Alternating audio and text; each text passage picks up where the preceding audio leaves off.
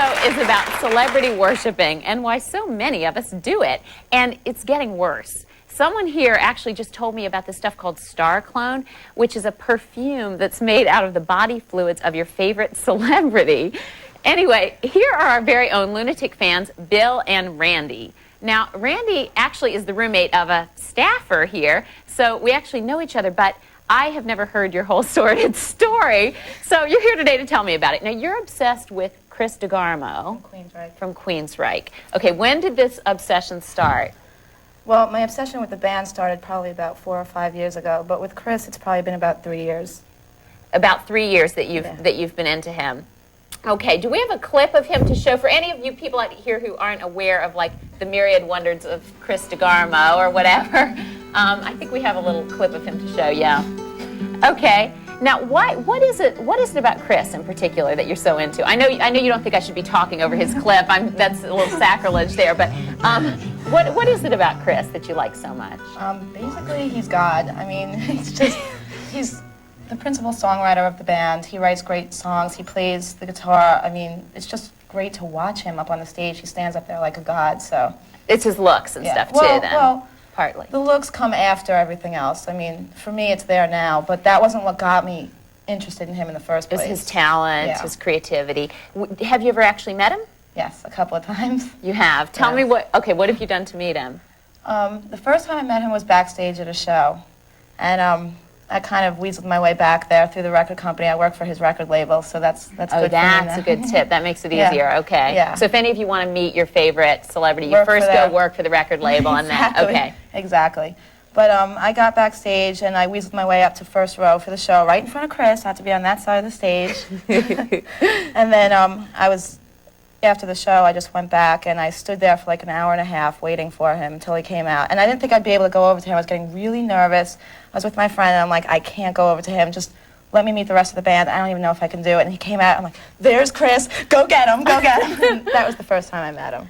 Okay. And then I guess what I'm wondering is, when you first met him, did he live up to your expectations of him? Or had you built him up so big that...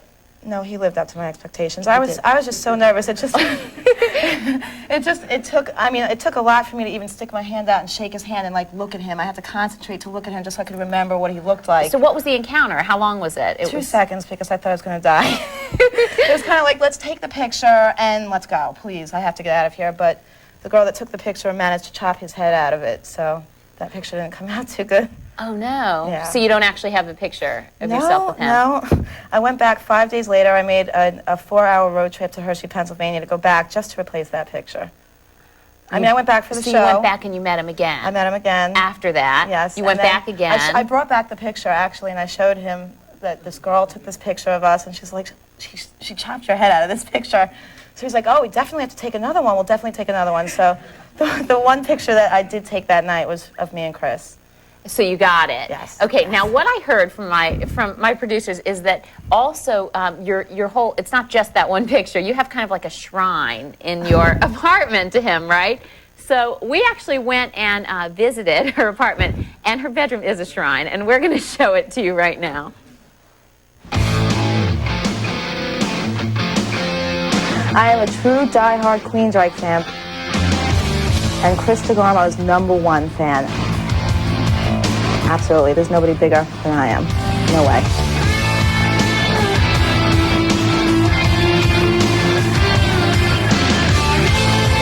I'd say it's a Chris DeGarmo shrine. I love the band, but I especially love him. That's his cigarette, and he was smoking it one night, so I went over to him and took it from him after he smoked it, and I put it in my mouth so I could say it was in my mouth, too. And then I saved it in a plastic bag so that it would, I guess, stay good if cigarettes stay good, so. And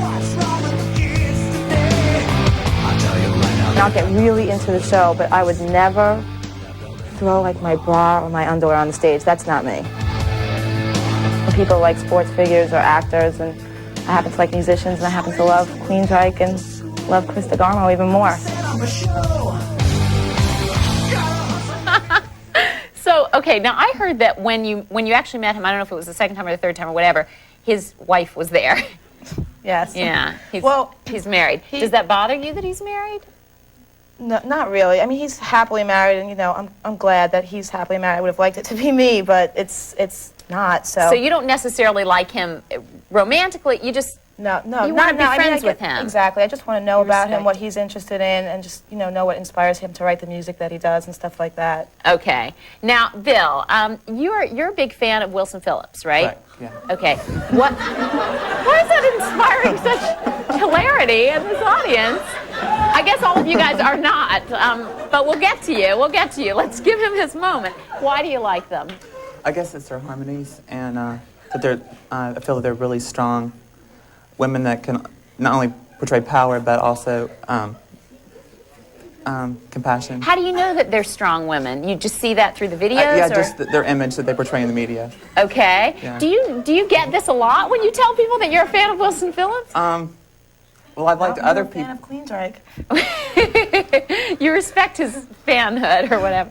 Okay. Well, I've liked other people, but I guess maybe the fact that their lyrics are more serious than other people. Like I've used like dance artists, and I think that they're a lot more serious. So the fact that they're that serious. Is it that do you want to go out with them, or you just like them? I just like them. I like their. I've met them a couple times, and I like their personalities. Okay, so you know them a little bit. I heard that one time you actually kind of blew off your family to go and be with them, or something like that. What happened? I had already met them in Chattanooga, where I'm from, in Tennessee, and I drove to Nashville, but it happened to be the same day as my cousin's wedding. So as soon as we left the church, I went straight to their house for the reception, but I didn't go to the reception. I changed in their bathroom and got in the car and left to go to Nashville. And then another time, what's like the craziest thing that you've ever done? I mean, not the blowing off the cousin's wedding or reception or whatever was too sane, but what was the craziest thing? This wasn't planned, but they played a benefit for Toys for Tots in Atlanta at the Omni, and me and a friend drove down there, and during the show, we saw these signs that said, you submit to being photographed during the show. So we wondered what it was all about, because there was like 4 groups playing. And they were the headliner. So at the end of the show, they said they were going to film their video for "You're in Love," and so at the end of the show, it was like 11:30, and we got down. They had to pack the floor, and my friend rushed the stage, and he got their attention, and he got one of them to come over to me, and they said hi to me in front of 10,000 people at Omni. Was that was the thrill of your life? Do you have a picture or something like that you were going to bring with you? Yeah, I have a little picture. A little picture. Oh. I saw this thing sitting here. I heard he was going to bring a picture. I didn't know it was like a poster. This is Lord! right there. So Bill, this was actually like a snapshot, and you had it blown up. Right. Is that the idea? It was originally 4x6. I've actually, I have one last thing I want to ask you. I've heard rumors that they might be breaking up. Have you heard those also?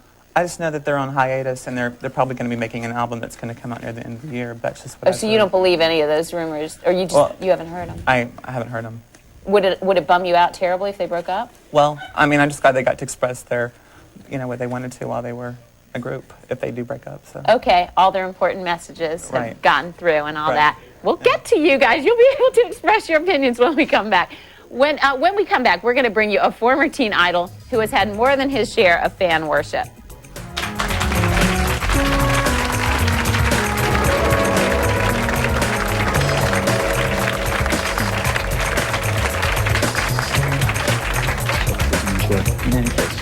So please enjoy.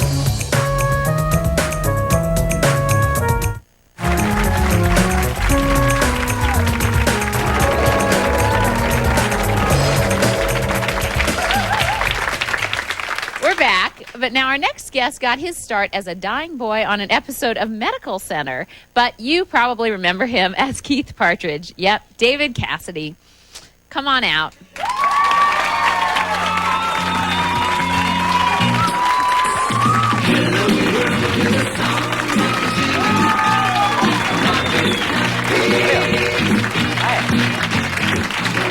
Come on down. Thank you. Okay, thank you so much for being here. Thank you. Start by just saying, first of all, that when I heard that you were going to be on the show today, I was a little bit nervous because You were. Oh, you were not. You've done this a million times. But my sister and I used to both have the biggest crushes on you, and we would stand there in front of the mirror and like trying to make our hair go up like the way yours did. It doesn't. It still kind of does. Doesn't go up much anymore, yeah. No, it doesn't. But anyway, you must have known that a lot of girls felt the way that we did. How did that make you feel, knowing that? Honestly, intimidated. You were intimidated by us? Yeah. Well, you know what it was? For me, it became, it was very difficult for me to live up to that image and to all of that hype and media and the marketing and the merchandising and the public persona that became David Cassidy. So the public persona was not really what was going on inside. It was two different things. Not at all. And that's the most difficult thing for me became the pressure of trying to live up to that and to feel like somehow or another you're not really worthy of all that adulation. And there was a voice inside that said, if they really knew me, I wonder if they'd feel that way. You know? So how did you deal with that? Because you were quite young also when all this stuff was going on, right? When it started anyway. Well, when it started, I was 19, yeah. So I became more and more of a recluse. I became somebody who was forced to... I listened to their stories about being fans, and I have to tell you, I wish I had fans like you. What were your fans like? The kind of like? fans that... well, in more ways than one. What I meant to say was... I'll hook you two up after the show, maybe. I don't know. I had people who actually... They moved in with me. They would come in and... I had people move to Los Angeles to meet me. I had people sleeping in my yard, in my air conditioning unit. The kind of commitment to being a fan, the word fan comes from fanatic.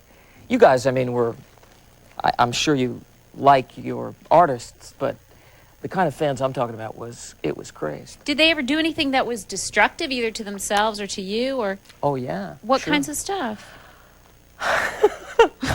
Well, when I played the Garden, when I played Madison Square Garden, they destroyed 5 limos. And it was, you know, the kind of hysteria that doesn't really exist now. I think the fact that it was still kind of, stars were still removed. I think people are much more sophisticated now. And yeah, there was real, genuine hysteria about it. I think because of the age, and I think because stars were not as accessible through the media, through MTV, through VH1. You were on television. I think because of all of the posters and the lunchboxes and all of that I had stuff. them all. I know all about all of them, yeah. I did have your lunchbox. Well, I think that because of that, we became sort of untouchable, you know. Mm-hmm. But there must have been good stuff, because I think as part of the reason you probably got into it, there's obviously a good side to being a celebrity too. Tell us about that. Well, you always get a good table at a restaurant, you know. That's good. Yeah, that's it. No. No. What about the girls and stuff? Did you? Well, it's a double-edged sword, because without them, baby, you're pumping gas. And the problem I always had was people would talk about me, and especially the press and the media would talk about me and say, David flees from his fans, and he's become this. It almost became self-perpetuating. Because of the age of the fans, between 7 and 15, 16 for the most part, people are out of control with their emotions at that age, especially females. Mm-hmm. They don't quite know how to deal with it. Yeah. Tell me a little more about this. No. I'm here to listen to you.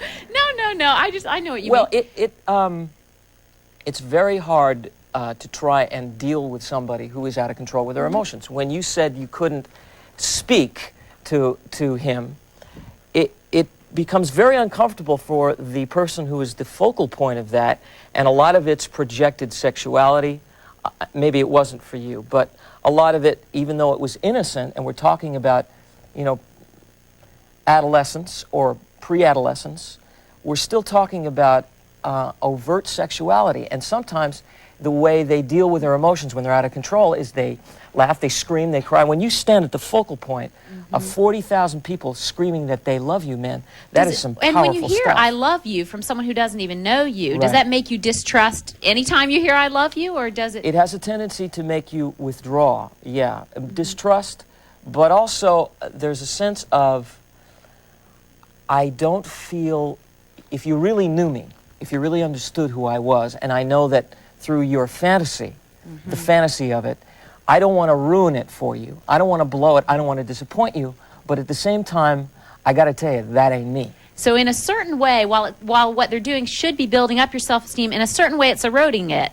Well, you know, it's interesting. I'm in the process right now of writing a book, and today, in fact, I was working, talking about this the phenomena of it. When it got to a point where, in order to reach you, there's so many people trying to reach you, it became impossible, and you constantly keep having to put another layer to insulate yourself from it. And the dilemma that I was in was I was feeling more and more removed, and yet I wanted to be more and more like a real guy. And it's very, very difficult. I didn't want people to see me because I didn't want to have to go through the explanation of saying, look, I'm really not that guy, and this is who I really am. Right. And speaking of that, I know you also have an album out now called "Didn't You Used to Be David Cassidy," which I think is very funny. Yeah. Did you come up with that? Yeah, I did. I think that speaks to that really well. Well, thank you. I try and, everything I do now, I try and give people a little insight into my own take on it, that I never took myself that seriously, and if I had any advice at all, it probably would be to say to anybody who's going into this, you better just realize that it might be short-lived and that you really are just like everybody else. Yeah, I know that you still have a ton of fans out there, and some of them are in the audience. You're a huge fan, am I right? Yes. How long have you been a fan of his? 23 years. 23 years. 23 years? Gee, I guess I can't get away with saying I'm 25, huh? Is that a record? That might be a record. Have you ever met him before? Or Couple times when he came to Boston. how did you get at age 5? How did you get into this? Did you just watch him on TV or whatever? The first time I saw him on the Partridge Family, I knew he was going to be my favorite performer. And what did you do to like get near him? Did you ever travel to go see shows or whatever? I tried to go wherever he was, wherever I could afford to I actually took go. her with me in a trunk. Now, and what about? But I was getting at where this came from. Is the rest of your family also into? I heard that your mom might also be. My mother Which, and my sister. who happens to be in our audience. That's what I was getting to there. Stand up. You're also. David's like part of our family. Did you know you were like part of their family? Now, well, now you know. Meet your new mom. I love you, Your new sister. Mom. It's my daughter Connie. Okay. Thank you so much. And I'd like to thank David Cassidy for being here, too. Thank you so much Thank for you. being here. He's got to run, catch a plane. But when we come back, we're going to hear about guy fans from a girl celebrity. We'll be right back. Please get in.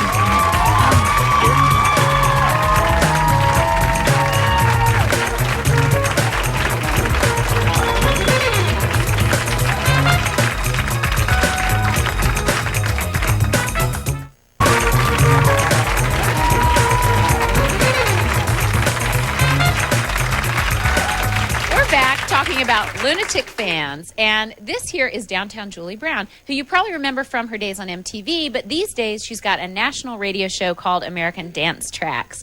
Julie, I want to know, what do you think makes people become obsessed with celebrities anyway? What makes them obsessed with them? They are obsessed with celebrities, aren't they? Yeah, I mean, do you because find I think celebrities now have become more touchable. They're more out there. It's not like the old days where it was all glamour and glitter and big limousine cars and then being ushered off. I mean, I think they're more touchable now, especially in New York and LA. Everybody's very lucky enough to be able to see their heroes all the time, you know, going in buying records or So going in a way, maybe the obsession has died down a little because of that, you think? Maybe the obsession hasn't died down. I just don't think it's a mass thing. I think people are more apt to choose who their favorite person is and be very calm about that person. I've always found that people that come up to me because of being on MTV or for whatever reason find me very touchable because of what I do. I've heard that too, that if people go up to someone who's in the movies, they're like in awe, but if they go up to someone who's on TV, you're coming into their living room every day, so they think they know you like you're a friend of theirs. I think TV's nicer, you know, because in the movies, people are always playing, you know, different parts. You don't really know who they are. Most of the time, they're often quite boring when you meet them in real life. So do you ever feel sort of threatened by your fans or anything? Have you ever? You know what? I've been very lucky, and the one thing about being a TV host or being in the position that you're in is that you've got to allow friends to come up to you and the public to come up to you and say what they want to say. It's just you've got to hold back. It's often you walk down the street and you say, "Hey, downtown Julie Brown," and sometimes you don't hear it because you're in that mode of going somewhere. And then if you don't hear them or turn down and respond when they say something rude, that's probably the only drawback that you get. I know that you have a lot of male fans because before you came out, they were like downtown Julie Brown, really? like a lot of the guys in the audience. So how do you think that male fans are different from female fans? Do you think they're more likely to come up to you, or No, I think the opposite. I think the girls are more aggressive? Not so much aggressive. I think they just want to know a little bit more. I mean, me being a girl myself, you know, I can relate to a girl liking the way somebody else dresses or how they talk or how they act or who they've seen. But with guys, I think they're a little bit shy. With the MTV crowd, it was like, you know, the punch in the arm, how you doing, wubba, wubba, wubba. But nobody... wubba, wubba, wubba. You probably get that all the time, right? Nobody's really attacked me verbally or even come up and sort of like said sex things to me or anything like that. Okay, good. Thank God. So they don't like, do the guys send you their underwear and stuff like that? Like girls apparently do to like David Cassidy. Now that he's gone, I can say that about him. I get sweet letters from guys. But Sweet. normally they're very nice, like I'd like to see you or are you dating? They just want to know about you, but no dirty underwear in the mail yet. Okay. Are you a fan of hers? Is that okay? What do you want to ask? I just want to know what happened to Club MTV.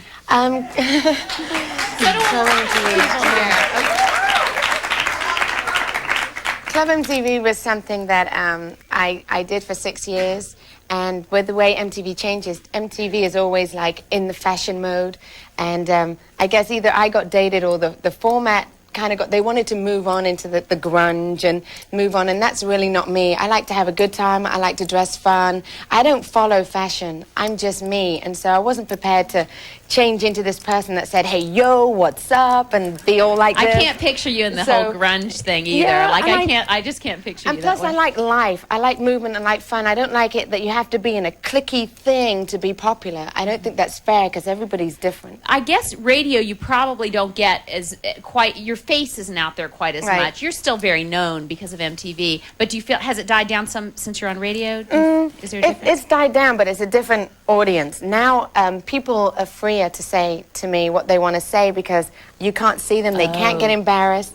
They can say what they want. You have no judgment on them. You don't know if they're overweight or if they're skinny or if they're spotty or something. I mean, you're really just so they can say that they're the most gorgeous hunk in the world. And not only that, it's not that they have to lie. You can just become more personal to them because you can't see what they are, and so you can't put a picture up and go, well, I'm not talking to this person. They're not hip. You know, you can just you're just talking to an individual and you can have fun with them. I guess if there's like one thing that you would want your fans to understand about you. Going. I know, they all want to talk to you. I told you.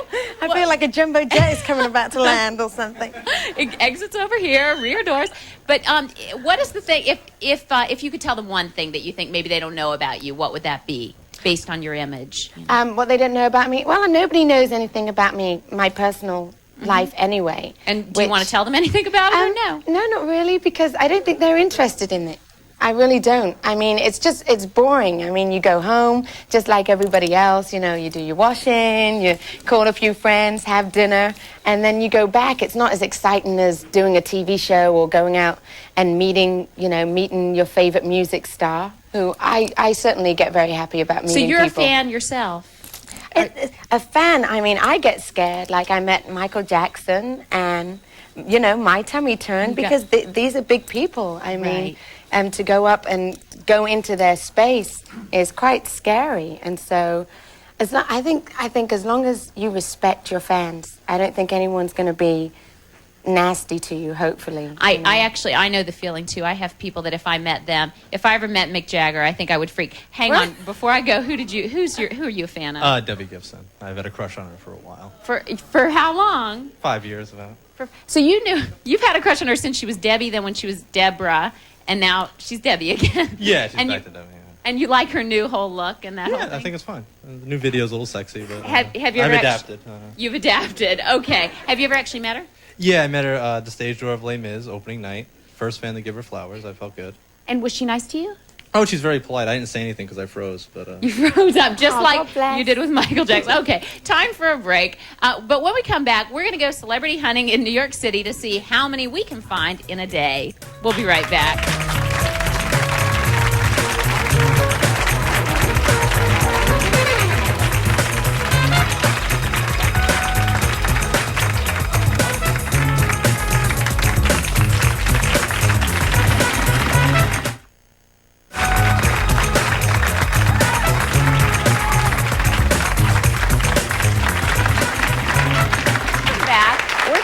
About lunatic fans, and a week or so ago we got in touch with Tim Alice, who writes for People magazine, which makes him basically a professional lunatic fan. We sent him out with a camera crew and gave him 12 hours to find as many celebs as he could on the streets of Manhattan. Here's what happened. My quest for the perfect celebrity encounter began at 9 a.m. in front of ABC TV, a prime locale for spotting the stars of Regis and Kathy, All My Children, and One Life to Live. Positioned with some dedicated fans and a keen eye, I joined their ravenous ranks and waited for that moment when the celebrity emerges from anonymity and enters the public domain.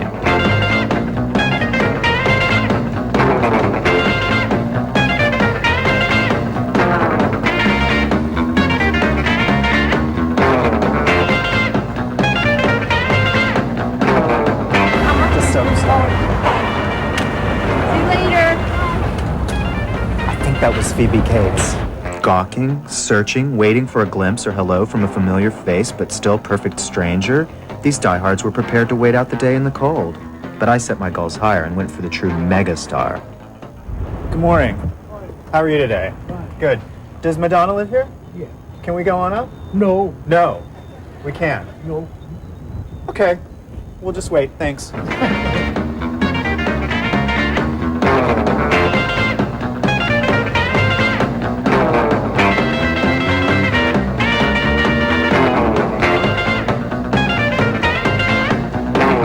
I've been jilted by better. Bruised but not broken, I continued my search for fame. Thank you. Just missed Luke Perry. Damn. Who is this Luke Perry character, and who cares? Russian tea room. I know there's stars in there.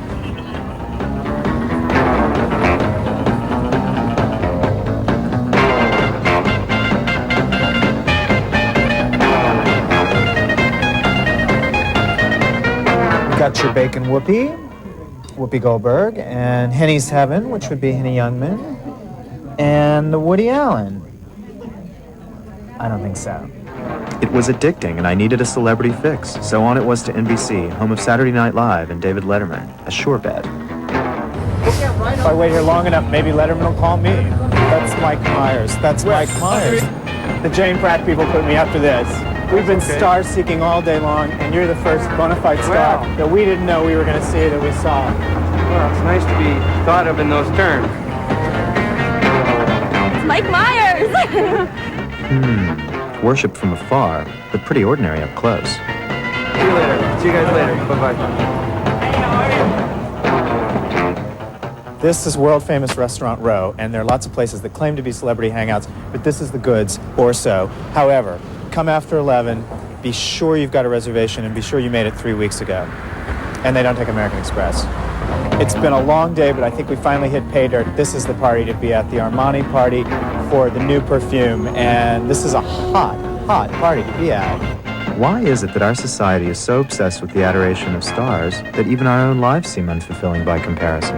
One thing I know for sure is that stars need fans the way the rest of us need oxygen, and they're also big on flashbulbs, especially the stars that pretend to hate them. I think my quest was a success, sort of. But what a funny thing, this pursuit of the stars. It's more work than satisfaction. And even though I can drop names for a few weeks to come, I hardly feel changed by my brushes with greatness. Frankly, I'm glad to catch my breath and get away from all that celebrity stuff. For a little while, anyway.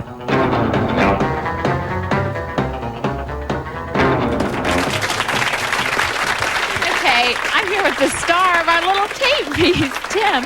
You've worked for people for what, 7 years now? Yeah. How many celebrities do you think you've met over the course of that time? Lots. I don't know, maybe hundreds. Hundreds of them. In general... Sometimes just in passing at parties and things. So sometimes attacking them at parties. Okay. So you're not necessarily intimate friends with all few hundred? Mostly no.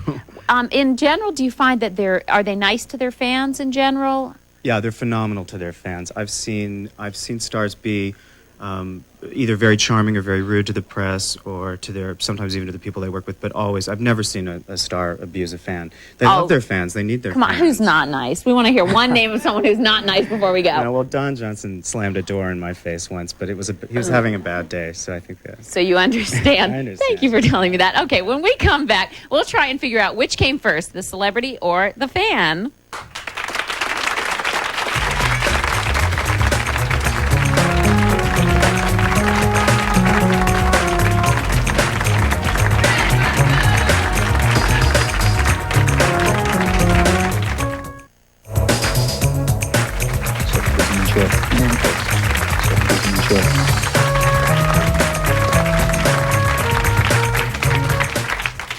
Back talking about lunatic fans, and the thing that strikes me is that you don't have to be some big star or have totally devoted fans. I mean, look what a fan actually sent these to me. I mean, a lowly magazine editor / TV host on Valentine's Day.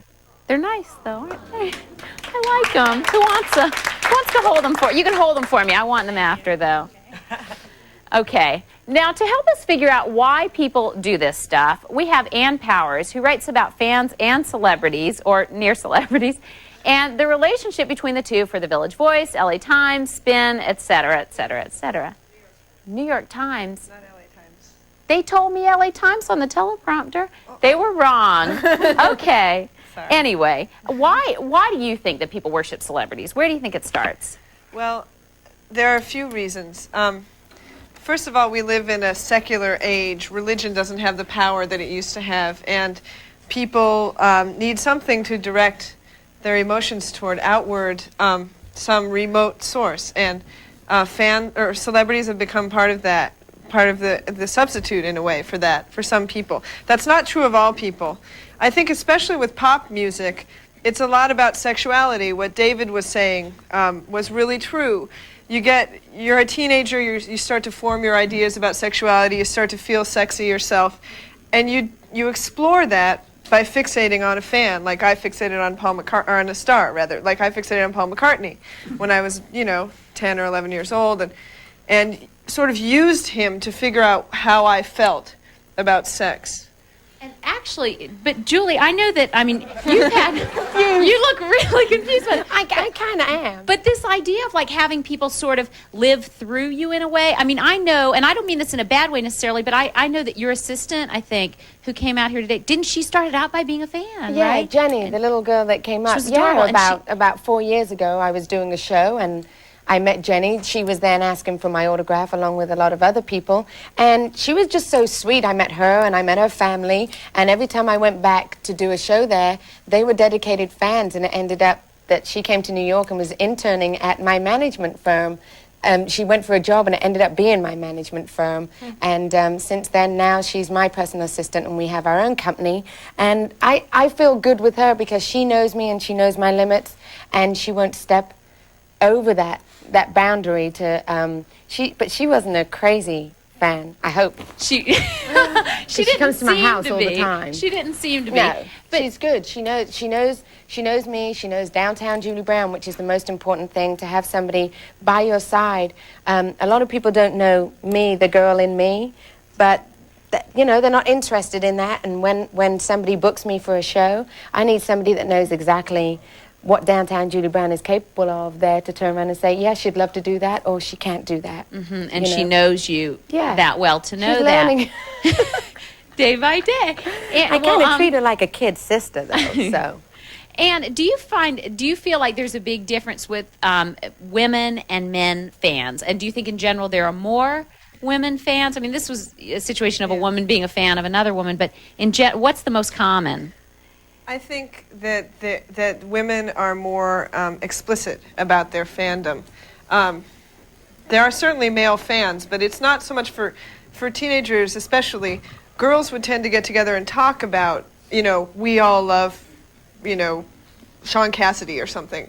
My friends and I would get together and talk about that. Boys might talk about sports stars or something. And don't you think that sometimes, because I was reading some stuff you wrote, and I thought it was really interesting that often the women who are getting together and doing this might not be seeing, like, for example, Randy, it might have been as much about Randy and her friend going and bonding by doing this thing together. My friend Dina and I used to always go and, like, follow bands around. Yeah. But it was really about us, us bonding by being together and all that, more than it had to actually do with, I think, the guys in the band. And I don't think it's crazy either, and I don't think that, I think it's a way for people to relate to each other through this other person, and yeah, I think it can be very creative. It's nice for you to have somebody that you love. It's nice to somebody. Everybody needs somebody out there. As long as you don't go crazy and start trying to break into their homes and doing all that good stuff. But it's not, you should be able to like who you want, whoever you want to like. And some people are going to think it's weird and some people aren't. But you should be allowed to love and give yourself that joy if it's what's going to make you happy. Okay. Now, Randy, do other people think, like, do friends of yours, do they think it's weird when you talk so much about Chris DeGarmo? Or? My friends don't. I mean, they know me. And everybody that knows me knows that I like Chris DeGarmo, and they have to at least give me 5 minutes a day to talk about him. Why don't you just call him Chris? Because I like the whole name, Chris okay. DeGarmo. And what about Bill? Because I know the whole audience before, when we were talking about you liking Wilson Phillips, they were all like, just like... Surprised? They were surprised. Why? I mean, look at them. They're like all surprised. I think the big surprise comes from, as you said, like guys normally don't come out and say, oh, I like so-and-so, I'm crazy about so-and-so. To see him sit here and probably everyone thought he's bound to go, oh, I like Madonna, because everybody likes Madonna. But there's one thing I want to mention. He likes Madonna too, yeah. Now with so many more women in bands, you're starting to see what they call band geeks, which is girl band geeks, GBGs. Which are boys who follow girl bands, like L7 or the Muffs in LA and bands like that. Which is a cool thing that now we're getting the reverse. I actually heard, though, that as far as craze fans go, Lauren, one of my associate producers, was telling me that someone from Throwing Muses, one of the women, actually has gotten, like, guys sending her, weird stuff. Maybe I won't get into it on TV, but weird stuff. Anyway, you trust me. You were thinking, didn't you have something to say about Wilson Phillips? Was that it? Yeah, well, I just wanted to know, I mean, do you follow your, like, thing all the way back to like Brian Wilson? And no, it started with that album. It started. Yeah, it started with Wilson Phillips' first album. Yeah, Wilson Phillips' first album. So he's not into the history necessarily. No, not really. Well, you don't think like the angst like comes from from a family like know that? It does. I mean, I have that, but the angst that they sing actually. Yeah, but I already had Beach Boys albums, but I didn't go back and like say, oh, I got to get all the discography all the way back for Beach Boys. So you have more respect actually for Wilson Phillips than for Beach Boys? Well, I have respect for both groups, Mamas and Papas and Beach Boys, that they came from. So. Okay, thanks. We'll be back in a minute with a woman who basically gave up her life to follow Duran Duran around.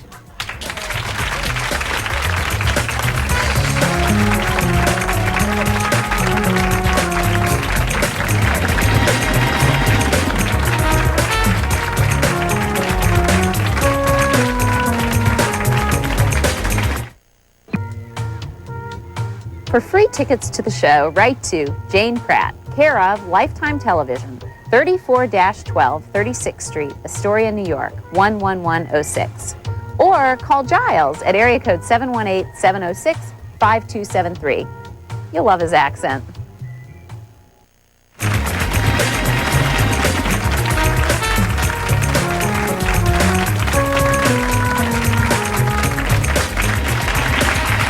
Okay, Deborah here is what you might call a reformed fan. Not that there's a 12-step program or anything, but Deborah, you used to be obsessed with Duran Duran, right? Absolutely, yes. What, how far did you? She freely admits it. How far did you take that obsession? Gee, well, let's see. I guess the biggest thing I ever did in 1989, I did 19 dates on their U.S. tour. Followed them across the country from basically from Florida to New York, all the way out as far as Omaha and Kansas City. How did you afford it? You weren't on the bus with them, right, or whatever? No. Well, we wound up on their planes and in their hotels, but that was by our own connivance, not by theirs. We probably want to just skip my question and get right on to you in the planes and the hotels. No. What do you mean? Were you with them? You weren't. You weren't. We were with guys. the band, but we weren't with the band. You know what I mean? The band knew who we were. They knew we were there. They would speak to us on their way onto the planes, on the way into the hotel. They would be like, "Hi, Deb, good to see you." Whatever. They would talk to us and stuff. But no, we did it under our own power. We figured out where they were going to be, and we went there. So. Okay, so you don't consider yourself a groupie? No. Oh no. Definitely not a groupie. No. I mean, there's a big difference. If you. No. Honestly. Who laughed? Go ahead. Hold on. Who laughed? You guys think that she's a groupie? Okay, why do you think you're not? What's the difference in your mind? Well, there is a difference. I call being a groupie somebody that's following the band specifically for the purpose and interest of sleeping with the band. Which, if you read Pamela DeBar's book, I'm with the band. That's what being a groupie is.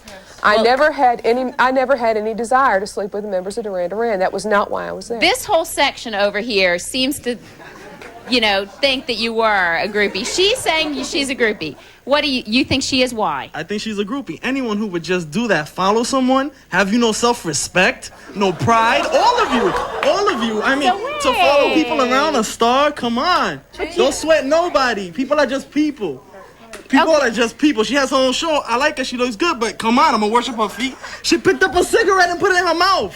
She picked up, if you had blown his nose with a tissue, you were going to pick it up and save it? Wait a minute. Randy wants you to know she did not pick it up off the floor. He gave me the cigarette. I did not pick it up off the floor. Okay. You also, if somebody offered you a drink, would you not take it? Okay. You also think you said. Hold on. We're not going to talk about hepatitis B in this hour. Well, wait a minute. You also said that you thought that she was a groupie? Well, she's not following them around for their intellect. I mean, she wants to meet them because they're guys, because she finds them attractive. Well, but likes their music, and there's a semantic difference here, though. I understand about the Wilson Phillips. Wait, before we get into that, I'm going to come back to you. I know you have a lot to say, wait a minute. I want you to respond to this first. Go ahead. Well, first, I think there's a big semantic difference here. I think we're looking at terms of definition. Okay, yeah, I follow the guys because I'm very interested in them as people. Yes, they're attractive. Okay, but I'm married. I have a husband who I am very, very happy with. Which is what you got out of it partly through that, falling in love with someone for real.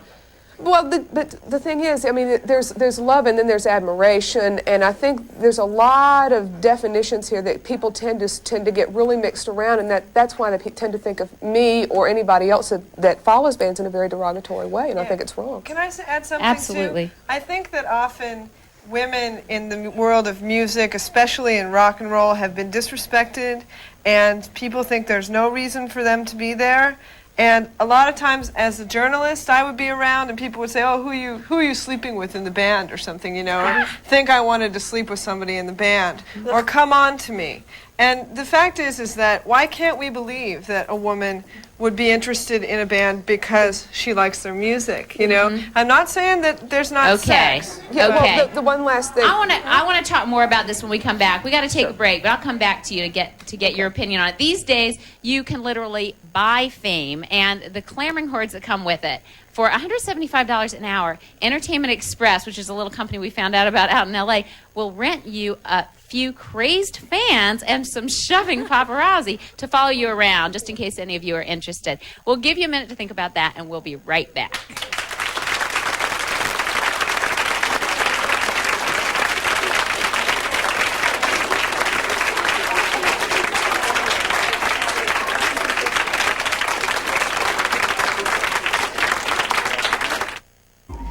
I also work on a magazine you should be reading. It's called Sassy, and it's on sale. 12 issues for $10. Call 1-800-96-SASSY to subscribe.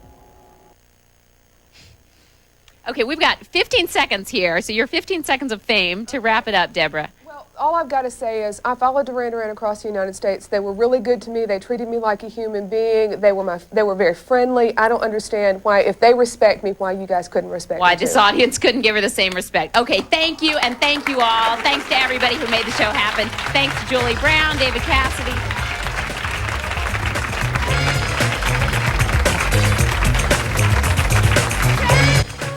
Tonight at 8, join Felicia Rashad in a tribute to 6 teachers who are making a difference in their lifetime. Don't miss Campbell's Portrait of a Teacher, only on Lifetime.